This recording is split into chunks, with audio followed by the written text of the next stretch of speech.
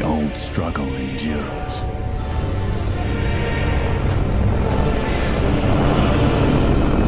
The wall dividing life from death. It is so thin.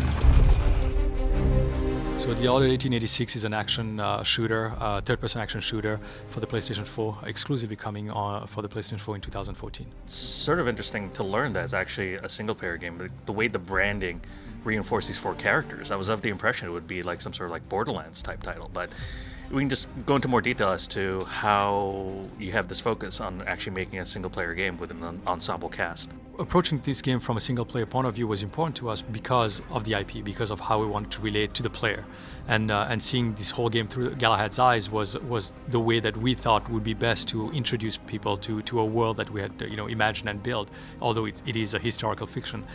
The interesting part about that squad is what I personally have always loved about great stories. More often than not, great stories are built out of multiple people, not because of a single hero. People change because of their surroundings. And for us, introducing that squad very early on with the E3 trailer was a way for us to tell everyone, hey, here's a group of people you're going to start caring about. They're going to go through something. They're going to go through a story. They're going to go through life together, and they're going to influence everything that happens in the game. But we wanted that vehicle, that vessel that you felt the story through, to be Galahad, to be that main hero that could basically evolve with you and experience those moments in the game, those interactions, those relationships, through that person's eyes. Lafayette, he's sort of the rookie, right? Usually, when you play those types of games, you're playing it through the rookie's eyes. Was that a conscious choice where you didn't want to fall into sort of that cliche of the player as sort of like the rookie? The reason for choosing Galahad actually was because he represented, in my eyes at least, he represented what the status quo of the war was. When we built each of the characters' character sheets, we gave them traits. I gave them histories. I gave them, a birth date. I gave them a childhood. And as I was basically developing those, you start realizing who is the best person to basically live this story. Somebody who had experience, somebody who actually saw the world the way it was and will see the world the way it is in the future.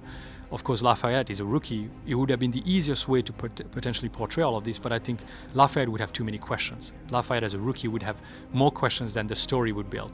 He would have too many questions about the past. So therefore, it wasn't really a conscious choice of just saying hey, every other game does, like the rookie thing with the main character.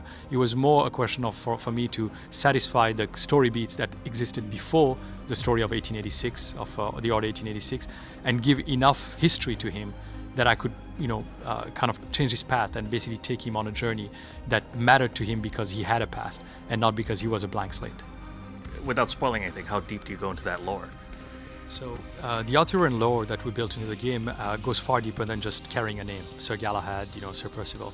There is their story, and I mentioned earlier that I wrote character sheets for each of these characters, and all of them has a story that goes and attaches to actually the lore of the real Arthur itself, and the reason why they're named the way they are. They have a story behind them. For example, we've touched on a few things that we're going to expand on in the future. The fact that they have lived longer than humans have lived. The fact that they have lived a life that have seen them take them through decades, longer than other people. The names of these knights actually are taken from their namesake before them. That means that every knight that was there before has given the name to a new knight.